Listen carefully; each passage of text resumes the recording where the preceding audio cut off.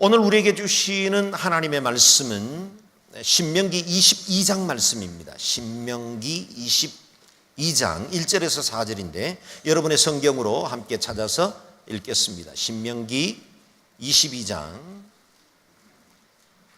1절에서 4절까지 말씀, 저와 여러분 한 절씩 교독하여 받들어 읽겠습니다. 이는 하나님의 말씀입니다.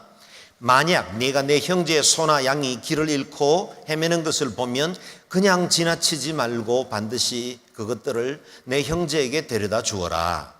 만약 그 형제가 가까이 살지 않거나 그가 누구인지 모른다면 내 집에 데려갔다가 찾는 사람이 올 때까지 너와 함께 두었다가 그에게 그 짐승을 다시 돌려주어라. 마찬가지로 너는 내 형제의 나귀나 겉옷도 그렇게 하며 내 형제가 잃어버린 모든 것을 찾았을 때도 그렇게 하고 못 본 채 하지 마라. 만약 내가 내 형제의 나귀나 소가 길거리에 넘어져 있는 것을 보면 그냥 지나치지 마라. 넘어진 것을 일으켜 세워주어라. 아멘. 중국에서 일어나는 여러 가지 사회적 사건들에 대해서 보도할 때 등장하는 사자성어라고 해야 될까요? 몇 개의 단어들이 있는데 혹시 이렇게 자주 등장하는 단어들 들어보신 적이 있는지 모르겠습니다. 오불관은, 별관한사, 우리에게는 굉장히 낯선 단어들이죠. 그런데 이 말은 조금 익숙할 것 같은데요. 수수방관, 이 세 단어의 공통점이 있다면 무관심입니다. 오불관어는 나와 상관없는 일에는 나서지 않는다라는 말이고, 별관한사는 남의 일에 상관하지 말라는 말입니다. 몇 년 전에 중국에 2살배기, 우리 나이로 하면 3살 되겠죠. 이제 막 걸음걸이를 하는 어린 여자아기가 밤거리에 집 가까이 있는 길에 나섰다가 승합차에 의해서 뺑소니 사고를 당하고 길에 쓰러져 있었습니다. 그런데 그 쓰러진 이후에 약 7분 동안 그 곁을 17명의, 심지어는 자기 아기의 손을 잡고 지나가는 엄마의 모습도 있었는데 17명의 사람들이 그 곁을 지나갔지만 아무도 이 아이에게 조치를 해주거나 아니면 사고 신고를 해주지 않으므로 아이가 누워있는 동안에 또 다른 트럭이 와서 아이를 또 밟고 지나갔습니다. 그래서 아이는 거의 큰 사고를 당하고 그리고 뇌 손상을 심각하게 입어서 생명이 위태로운 상태까지 이르게 되었습니다. 이 모든 장면이 CCTV에 고스란히 담겨 있었고 그것이 인터넷에 올려짐으로 많은 중국인 네티즌들이 경악을 금치 못한다. 어떻게 중국의 양심이 여기까지밖에 되지 않았나 하고 수많은 비난의 글들을 올리기도 했습니다. 그러나 이후에도 중국에는 비슷한 사건들이 계속해서 반복적으로 일어납니다. 길거리에 노인이 피를 흘리며 쓰러져 있어도 힐끗 쳐다볼 뿐이지 아무도 다가가서 도와주려고 하지 않는 장면들도 남아있고, 불과 며칠 전에는 도로 건널목을 지나던 여인이 차에 치여서 쓰러져 있는데 그 건널목을 지나는 수많은 행인들이 아무도 돌보지 않았다는 거예요. 그래서 2차 사고로 또 다른 차가 와서 그 여인을 밟고 결국은 사망에 이르게 되었다. 한 여인이 호숫가에서 빠져 죽게 되었는데 그것을 지켜보는 사람들이 스마트폰 카메라를 가지고 찍기는 하지만 그 누구도 도와주지 않았다는 겁니다.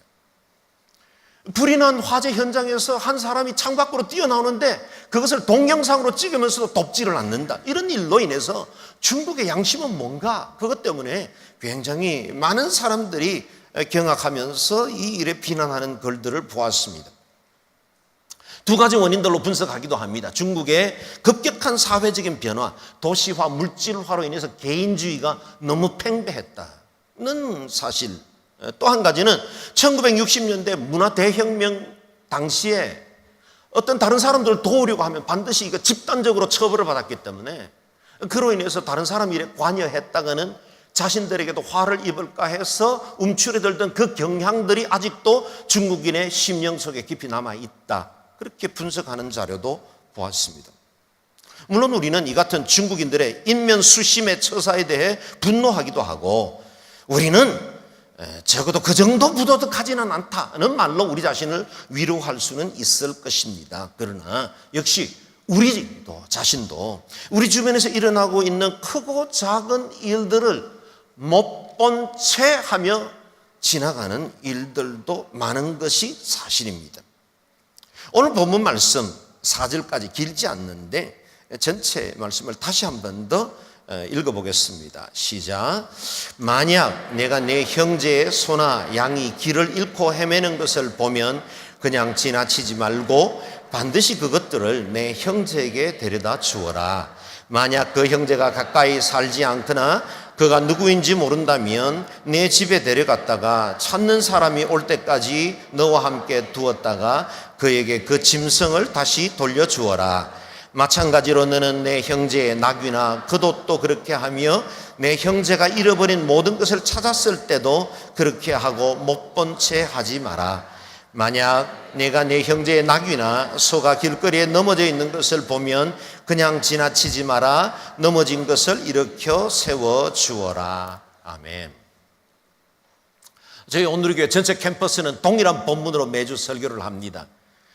저희 담당 목사가 정하는 것이 아니라 서빙고 본부에서 정해진 본문을 가지고 설교를 하는데 사실은 이 본문을 받고 뭘 설교해야 될지를 잘 모르겠더라고요. 그리고 본문 자체가 너무 심플합니다. 주석이 필요하지 않아요.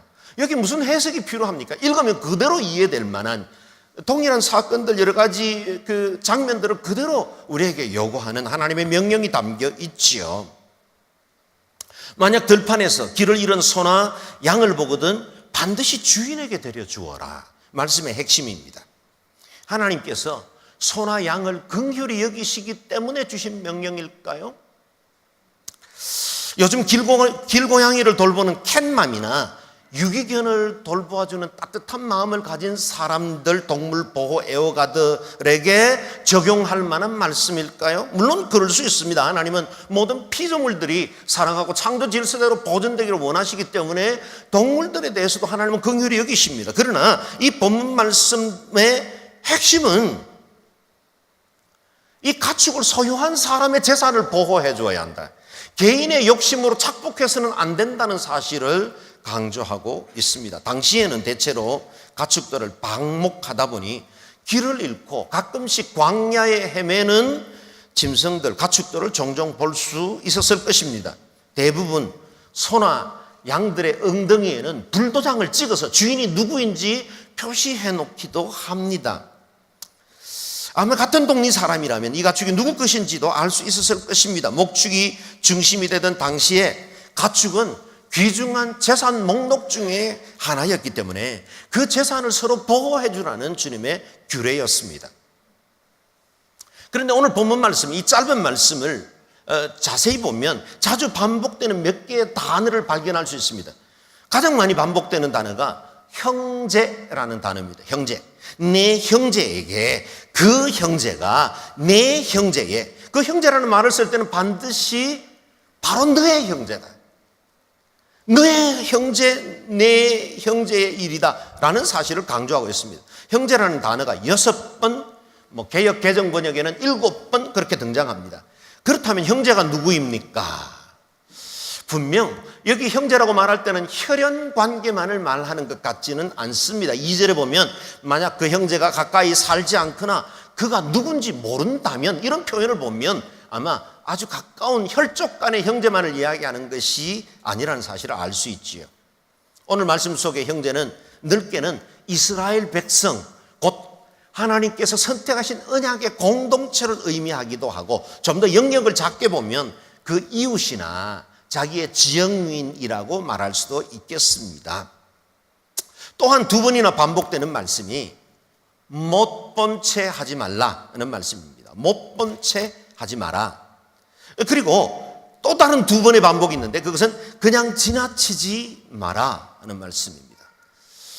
왜 하나님께서 못 본 채 하지 말라는 말씀을 마치 율법의 한 부분의 규정처럼 이스라엘 백성들에게 주셨어야만 하셨을까요? 그것은 우리의 자연스러운 본성은 사실 보고 느끼고 우리가 경험하지만 때로 많은 것들은 우리에게 특별히 불이익이 오거나 손해가 날 것 같은 것들은 우리의 의식이 작동하기를 못 본 채 해버리는 경향이 많기 때문입니다. 본 것을 지나치지 않으려면 내 수고가 따릅니다. 길 잃은 짐승을 만났습니다. 주인에게 데려다 주려면 내가 원치 않는 먼 길을 가야 하기도 하고 또 시간을 소비하기도 해야 합니다. 그리고 또 만약에 그 주인이 제대로 만나지지 못한다면 짐승을 보호하고 심지어는 내 짐승에게 먹여야 할 음식까지 다른 짐승, 길거리에서 만난 그 짐승을 위해서 음식을 먹여야 하는 일들도 벌어지게 될 것입니다. 한번 모른 척하고 눈 질끈 감아버리면 마음에는 좀 걸리지만 나는 편합니다. 그리고 그렇게 지나친 것이 도덕적으로나 윤리적으로 문제 삼을 만한, 정죄될 만한 일은 분명 아니지요. 증거도 없습니다. 나는 못 봤는데요. 그러면 그만입니다. 그렇게 쉽게 상황을 모면할 수 있는 방법이 있기 때문에 우리는 짐승뿐만 아니라 우리 일상생활에 주어지는 많은 것들을 분명히 보았는데, 분명히 때로는 내 가슴을 쳤는데 우리가 못 본 척하고 지나갈 때가 많이 있다는 것입니다. 아마 이 말씀이 가장 구체적으로 드라마로 그렇게 이야기된 것이 누가복음 10장에 나오는 선한 사마리아인의 비유일 겁니다. 어떤 사람이 예루살렘에서 여리고로 내려가는 길에 강도를 만나게 되었습니다. 강도는 이 사람의 물건을 빼앗기만 한 것이 아니라 그만 때려서 죽을 만큼 그리고 버리게 되었습니다. 그때 사경을 헤매는 사람 옆에 두 종류의 사람이 지나갔죠. 한 종류의 사람은 제사장이고 두 번째 사람은 레위인이었습니다. 이 두 사람은 강도 만난 사람을 보고도 못 본 채 하고 지나갔습니다. 나름의 이유도 있었을 겁니다. 율법에 의하면 제사를 섬기는 제사장이나 레위인들은 부정한 것이나 사체를 만지면 일주일 동안이나 제사일을 섬길 수가 없었습니다. 아마 그는 제사를 드리러 가고 있었는지도 모르겠습니다. 그리고 그 주간 안에 특별한 예배를 섬겨야 하는 자기의 당번이 되었는지도 모르겠습니다. 분명 거기에는 합당하다 할 만한 자기 변명은 분명히 있었지요. 그러나 주님은 그들이 스쳐 지나간 그 사실을 결코 선하다고 판단하지 않고 계십니다. 그리고 사람들에게, 유대인들에게는 그저 버림받은 것처럼 또 원수처럼 여겨지던 그 사마리아 사람이 오히려 다가가서 그 사람을 자기 나귀에 태우고 여관에 데려다주고 그를 치료해줬을 뿐만 아니라 혹시 부비가 더 들면 엑스트라 비용은 내가 더 지불하겠습니다, 잘 치료해주세요, 이렇게 부탁함으로 인해서 주님께서 진정한 이웃이 누구인지를 우리에게 가르쳐 주었습니다. 주님은 이 질문을 한 율법사에게 묻습니다. 누가 강도 만난 자의 이웃이 되겠느냐? 율법사는 대답하죠. 자비를 베푼 자니이다.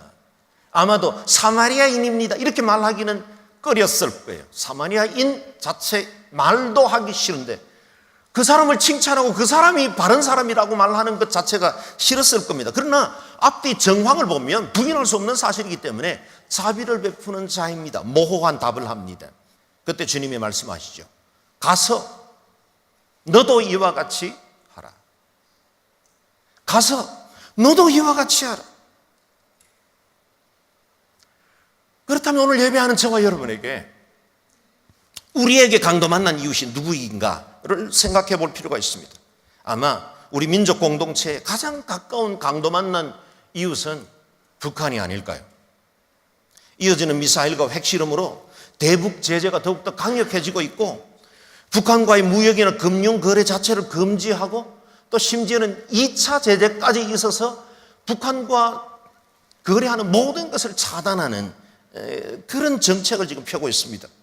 북한 주민들은 더욱더 고통에 시달리게 되었고 더 아마 생필품이나 식량의 그 부족을 경험하고 있을 겁니다. 대북 정부 차원의 지원은 끊긴 지 오래고 금강산도 그리고 개성도 다 폐쇄되었습니다. 이제는 민간 차원의 물자 지원조차도 점점 제재의 수위를 높이고 있습니다. 트럼프 정부는 최근에 미국인들, 이제까지는 미국인들이 민간 차원에서 지원하는 건 전혀 정부가 관여하지 않았어요. 그러나 최근에 발표에서는 미국인들이 특별히 기독교 단체가 많습니다. 그들이 북한을 지원하는 것조차도 제재하려고 시작했습니다. 물론 북한의 정부의 처사가 옳다는 것이 아닙니다. 전쟁 준비로 인하여서 우리 민족이 위기에 있다는 것도 잘 압니다. 그러나 그 주민들이 소수의 정권 잡은 사람들이 아니라 그 주민들이 얼마나 큰 고통 중에 있는지를 애써 외면해서는 안 됩니다. 남쪽에서는 해마다 추곡 수매가 끝나면 그 넘쳐나는 쌀 때문에 어찌할 수가 없어서 그것을 보관하는데도 천문학적 숫자의 돈을 쓰고 있습니다. 우리는 고혈압이나 당뇨 같은 선진국형 질병으로 고생하고 있고 다이어트 비용으로도 1년에 수조 원의 돈이 지불되기도 합니다. 그런데 북한의 우리 아이들은 영양 부족으로 제때 성장하지도 못하고 있고 그들에게 최소의 필요조차도 제대로 공급되지 못한 상황 중에 있다는 것입니다. 95년에서 2000년에 걸친 고난의 대행군이 다시 한번 재현되는 건 아닌가, 그런 두려움과 염려의 마음이 있습니다. 제가 북한을 여러 차례 방문을 했지만 그 가운데 참 기억나는 한 중학교가 있습니다. 평양 인근의 평성이라는 도시에 있는 중학교를 방문했는데 거기에 아이들 교실에 잠깐 들어가서 인사할 기회가 있었어요. 근데 그 아이들의 이 몸집이 우리나라의 초등학교 저학년 정도 몸집밖에 되지 않습니다. 그래서 제가 다시 안내원 동무에게 물었어요.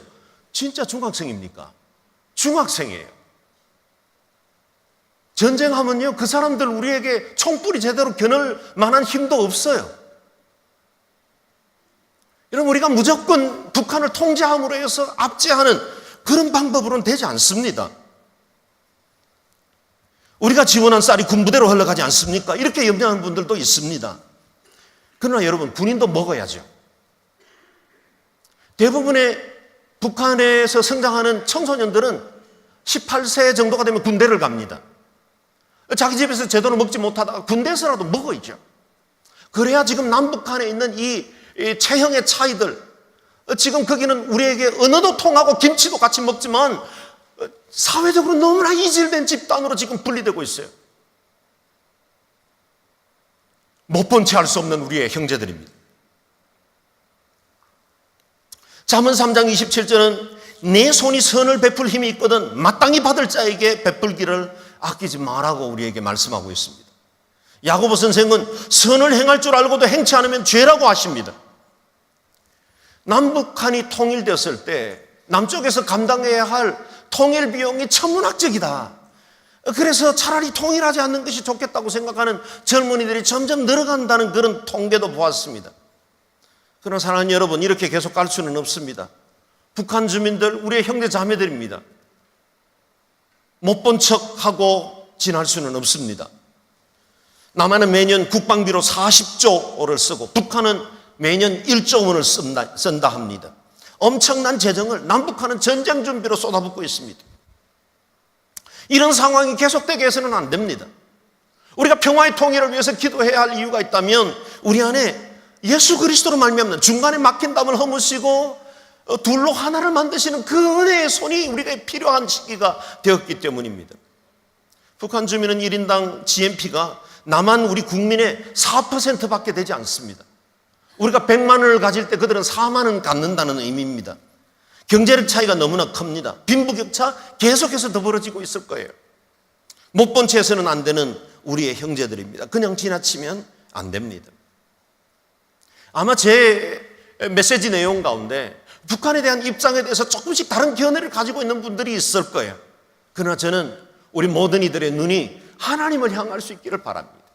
하나님이 그들을 어떻게 보고 계시는지, 정치적인 이념이나 이데올로기가 아니라 지금 우리가 처해 있는 이런 상황이 아니라 정말 한 사람 한 사람을 긍휼히 여기시고 우리에게 무한한 은혜를 베풀어 주신 그 하나님이 북한 주민의 한 사람 한 사람 지하에서 기도하고 통일의 날을 기다리는 우리 지하교회 성도들과 그리고 최소의 필요도 갖지 못한 채로 굶주려 있는 그 이웃들에 대한 하나님의 마음을 같이 느껴보자는 것입니다. 출애굽기 23장에도 비슷한 말씀, 오늘 본문과 비슷한 말씀이 나오는데 그 요구하는 윤리적 차원은 더 높습니다. 4절 5절 말씀 같이 읽어보겠습니다. 시작. 내 원수의 소나 나귀가 길을 잃는 것을 보면 반드시 주인에게 데려다 주어라. 내가 만약 너를 미워하는 사람의 나귀가 짐이 너무 무거워 주저앉아 있는 것을 보면 거기 그냥 놔두지 말고 반드시 도와 일으켜 주어라. 아멘. 신명기 오늘 우리가 본문으로 삼고 있는 말씀보다 더 높은 차원의 윤리를 요구합니다. 단순히 이웃이나 형제의 물건 가축 정도를 돌려주라는 것이 아니라 오늘 본문에 보면 네 원수나 너를 미워하는 사람들, 네가 미워하는 그 사람들인 것을 뻔히 알지만 그 사람의 것이라도, 원수의 것이라도, 저 인간 망했으면 좋겠어, 저 인간 잘 되는 거 보니까 내가 너무 힘들어, 이렇게 느껴지는 사람이라 할지라도 그의 넘어진 것들 돌봐주라는 겁니다. 그리고 두 번이나 반복하시죠. 반드시. 그리고 또 반드시. 선택이 아닙니다. 하면 좀 득스럽고 안 해도 괜찮은 그런 명령이 아닙니다. 믿음의 사람들, 하나님의 말씀을 우리의 생명으로 삼고 있는 모든 사람들은 우리가 결코 외면하지 말아야 할, 그것이 원수라 할지라도, 우리가 미워하는 사람일지라도 우리가 그 사람들을 돌봐야 한다는 말씀을 주십니다. 설사 내 감정이 동의하지 않을 수는 있지만 우리가 이 명령으로부터 자유로울 수는 없습니다. 레위기 19장 18절은 오늘 우리의 상황에서 꼭 귀 기울여야 하는 말씀입니다. 읽어볼까요? 시작. 원수를 갚지 말며 동포를 원망하지 말며 내 이웃 사랑하기를 내 자신과 같이 사랑하라. 나는 여호와니라. 아멘. 원수를 갚지 마라. 동포를 원망하지 말라. 내 이웃을 내 자신과 같이 사랑하라. 그러고 난 다음에 뒤에다가 사인을 하셨는데, 도장을, 직인을 꽝 찍으셨는데, 창조주 하나님이, 우리의 온 우주와 열방을 다스리시는 그 주님이 직인을 찍으셨는데 나는 여호와니라. 누가 이 말씀을 거절할 수 있겠습니까? 누가 이 말씀을 적당한 자신의 상황으로 변개해서 해석할 수 있겠습니까? 그대로 지켜야 합니다. 북한의 문제는 육자회담이나 주변 강대국의 판단에만 맡길 것이 아닙니다. 성경적 기준으로 북한을 대해야 합니다. 못 본 척하지 말아야 합니다. 원수 같겠다고 생각해서도 안 되고 동포를 원망하는 것도 거쳐야 합니다. 북한 동포는 우리 가슴으로 품어야 할 우리의 형제입니다. 어느 날 통일이 되었을 때 우리가 정말 어렵고 가난하고 힘들고 억압받고 있었을 때 그래도 남쪽의 교회들은 우리를 위해서 기도했고 그래도 남쪽의 교회들은 우리에게 식량 보내줘서 우리가 그나마 먹고 살았습니다. 그런 고백 우리가 들어야 되지 않겠어요? 지금 우리 시대는 극도의 개인주의가 시대정신이 되었습니다. 아파트 바로 옆집에 누가 살고 있는지조차 잘 모르는 시대가 되었습니다. 내가 당신을 상관하지 않을 테니 당신도 내 생활을 상관하지 말라. 이 개인주의가 묵시적으로 서로의 윤리 강령처럼 되어 있는 시대가 되어버렸습니다. 이웃 일본에서는 홀로 살다가 아무도 모르게 죽어가는 고독사가 1년에 3만 명이 넘는다고 합니다. 우리나라에도 일본을 닮아가는지 점점 외롭게 죽어가는 고독사 노인이 많아지고 있다는 소식도 듣습니다. 내 아이가 아니면 이 땅 청소년의 비행에 대해서 눈을 감아버리는 어른들도 늘어가고 있습니다. 주님은 가축뿐만 아니라 이웃에게 속한 모든 것까지 보호해주라 말씀하시지 않습니까? 너는 내 형제의 낙위나 그도 또 그렇게 하며 내 형제가 잃어버린 모든 것을 찾았을 때도 그렇게 하고 못 본 채 하지 말라 하셨습니다. 낙위든 그도시든 형제의 것이라면 형제에게 돌려주어라. 그 어떤 것도 못 본 척 하지 말라 하십니다. 여기 낙위는 생명 있는 모든 것을 대표한다면 의복은 생명 없는 모든 물건을 대표할 수 있겠죠. 그리고 이어지는 말씀도 한번 읽어보죠. 같이 읽어보겠습니다. 만약 내가 내 형제의 낙이나 소가 길거리에 넘어져 있는 것을 보면 그가 지나치지 마라. 넘어진 것을 일으켜 세워주어라. 낙이나 소가 길거리에 넘어질 이유가 무엇이 있겠습니까? 물론 발을 헛디뎌서 넘어질 경우도 있겠지만 아마도 대부분은 짐을 너무 많이 실었기 때문에 감당치 못해서 쓰러진 경우가 많을 겁니다. 그런데 그냥 지나치지 말라 하십니다. 넘어진 것 일으켜 세워주라 하십니다. 이 땅에는 너무 무거운 짐을 지고 가다가 넘어진 이웃들이 얼마나 많습니까? 난민으로 고국을 떠난 시리아인들, 정말 저들이 져야 할 짐, 고통은 너무 큽니다. 아프리카의 빈곤 문제는 소수 권력자들의 횡포라는 무거운 짐 때문에 그것 짊어지고 가는 동안 가난과 질병으로 죽어가는 너무나 많은 무죄한 사람들이 있습니다. 지구촌 구석구석에는 매일같이 수많은 전쟁과 재난과 천재지변 난리의 소식이 들립니다. 오늘 우리 오늘이 신문 일면 기사에도 났지만 스리랑카에도 수해로 인해서 많은 사람들이 죽어가고 또 이재민으로 남아 있습니다. 외면해서는 안 되는 우리의 형제들이죠.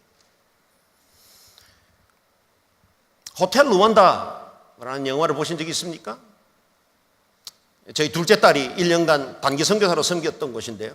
르완다의 후투족 대통령이 정권을 잡으면서 투시족, 다른 두 개 큰 종족인데 다른 종족들을 집단 학살한 것입니다. 100만 명의 사람들. 그것도 중국제, 풀을 베는 그 칼로 끔찍한 학살이 온 나라를 뒤덮었어요. 오래전, long time ago, 과거에 있었던 한 사건이 아닙니다. 불과 20여 년 전에 있었던 사건이에요. 지구촌 한켠에는 아직도 그런 일들이 일어나는데 그 당시 이 르완다 사태를 해결하기 위해서 유엔의 대표들이 모여서 회의하면서 집단 학살이라는 용어 정의를 하는데 시간을 보냈어요. 프랑스가 그 땅을 지배하고 있었지만 프랑스는 책임지지 않았어요. 권력을 가진 자, 힘이 있는 자가 정치를 잘못함으로 인해서 수많은 종족들이 아프리카의 이 순진한 사람들이 서로를 죽고 죽이는 끔찍한 전쟁이 일어났다는 거예요. 이 호텔 르완다는 호텔의 이 매니저로 있었던 폴 투세사바기나, 이름도 쉽지 않네요. 폴 루세사바기나라는 한 사람이 이 무작정 이루어지는 이 학살에서 사람들을 보호하기 위해서 자신의 호텔 안에 불러들이고, 심지어 나중에는 물이 끊어져서 물을 구할 수 없게 되니까 호텔 수영장에 물을 퍼다 먹으면서까지 유엔이 와서 해방을 할 때까지 도와준 겁니다. 우리가 잘 아는 쉰들러 리스트에 쉰들러는 독일 사람이지만 하나님의 양심으로 죽어가는 유태인을 그냥 둘 수가 없어서 그들을 돕기 위해서 1100명의 사람을 구제했습니다. 그런데 이 폴은 르완다에서 1268명, 그냥 있으면 죽어야 될 사람들 구해낸 것입니다. 우리에겐 잘 알려지지 않은 이야기지만 아프리카판 쉰들러 리스트 같은 이야기도 있습니다. 못 본 채 하지 않고 자기가 위험을 무릅쓰면서 희생을 각오했던 한 사람, 우리가 의인이라고 불러도 좋을 만한 그런 사람들 때문에 수많은 사람들이 생명을 유지하고 지금 르완다 땅이 잠시간에 주어지는 그 고통을 지나고 이제는 평화의 땅으로 변화될 수 있는 이 화목의 제사가 되었다는 것입니다. 멀리 있는 이야기들 뿐만 아니라 우리 가까이에 삶이 너무 무거운 짐으로 인해서 공고한 이는 없겠습니까? 질병으로 싸우다가 지쳐 주저앉은 우리 곁에 있는 성도는 없습니까? 세상 유혹에 빠져 믿음을 잃고 있는 이는 없습니까? 우리가 그냥 지치지 말아야 할 사람들입니다. 넘어졌거든 일으켜 세워줘야 합니다. 그냥 못 본 채 하면 편하고 쉽겠지만 적당히 주일날 와서 예배드리고 하나님 앞에 내가 행할 의무 다 하고 돌아가면 그것으로도 내 심령은 어쩌면 만족할지 모르겠지만 우리가 못 본 채 함으로 인해서 고통당하는 수많은 사람들, 그 사람들에 대한 아우성, 그들의 아우성을 우리 하나님 지금도 여전히 귀 기울이고 계신다는 사실입니다. 우리의 양심을 속이고 눈을 속일 수 없습니다. 사도 요한은 보이지 않는 하나님을 사랑한다고 하면서 보이는 형제를 미워하면 하나님의 사랑이 우리에게 거하지 않는다고 하십니다. 오늘 우리에게는 어쩌면 경건한 오지랖이 필요한지도 모릅니다. 좀 더 많은 사람들에게 관심을 가져야 합니다.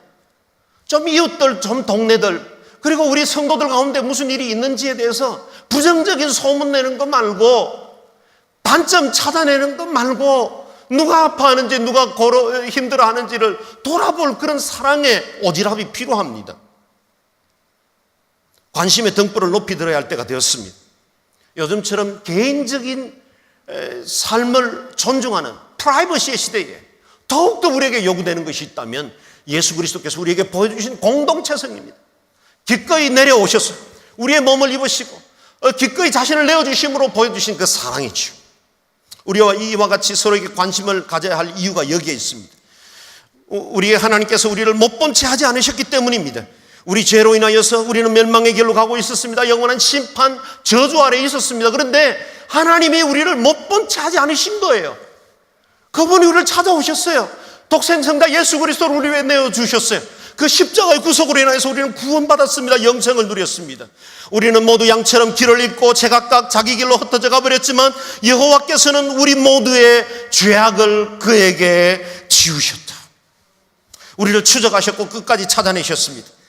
양 99을 들판에 남겨두고 잃어버린 한 마리 양을 찾아가시던 그 목자의 심정으로 우리를 찾아오셨어요. 못 본 채 하지 않으신 겁니다. 그 사랑이 저와 여러분을 구원했습니다. 그 사랑 때문에 저희는 이와 같이 하나님의 은혜와 영생을 누리며 살게 되었습니다. 우리 예수님께서 우리를 못 본 채 하지 않으셨다면 우리도 마땅히 못 본 채 해서는 안 됩니다. 여인이 어찌 그 태에서 난 자식을 잊겠느냐고 물으신 주님입니다. 주님이 우리를 그토록 사랑하시고 우리를 결단코 잊어버리지 않고 추적하시고 용서하시고 구원하신 것처럼 그 은혜와 긍휼을 입은 우리는 우리의 그 마땅한 고백은 그 은혜와 긍휼을 나누는 자로 살아야 합니다. 못 본 채 하지 맙시다.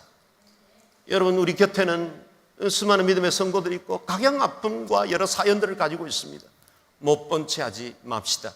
우리 지역사회에 필요들이 있습니다. 못 본 채 하지 맙시다.